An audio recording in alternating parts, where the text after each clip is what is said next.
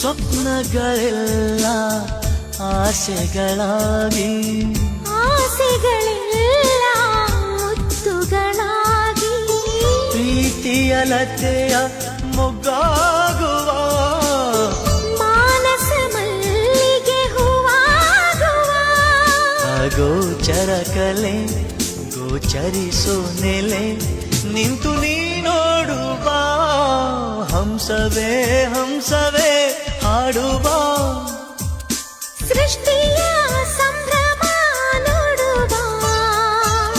ನಿಸರ ಅಲ್ಲಿ ತಾವರೆ ಇಲ್ಲಿ, ಮೋಹವಿದೆ ಒಂದು ಸ್ನೇಹವಿದೆ, ಪ್ರೀತಿಸುವ ದಾರಿದೆ.